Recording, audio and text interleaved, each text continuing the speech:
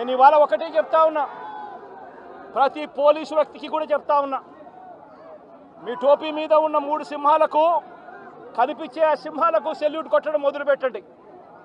Telugu Desam party నాయకులకు salute కొట్టడం మొదలుపెట్టి, వీళ్ళు చెప్పినట్టుగా చేయడం మొదలుపెట్టి, అన్యాయాలు చేయడం మొదలు పెడితే మాత్రం ఎల్లకాలం తెలుగుదేశం పార్టీ ప్రభుత్వమే ఉండదు అని చెప్పి ఇవాళ ప్రతి అధికారికి కూడా నేను తెలియజేస్తా ఉన్నా.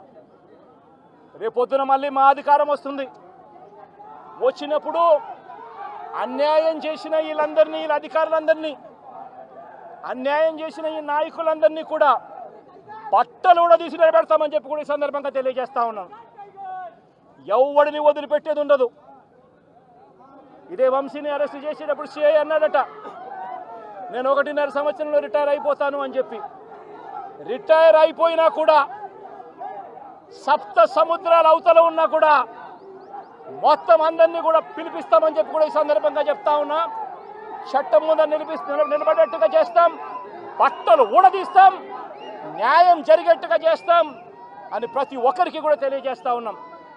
ఈ మాదిరిగా అన్యాయం చేయడం మొదలు పెడితే మాత్రం ఖచ్చితంగా ప్రజలు, దేవుడు ఇద్దరు కూడా వీళ్ళను శిక్షించే కార్యక్రమం ఖచ్చితంగా జరుగుతుందని చెప్పి సందర్భంగా మరొక్కసారి వీళ్ళందరికీ కూడా చెప్తా ఉన్నా. అన్యాయంలో భాగస్వాములు కావద్దండి.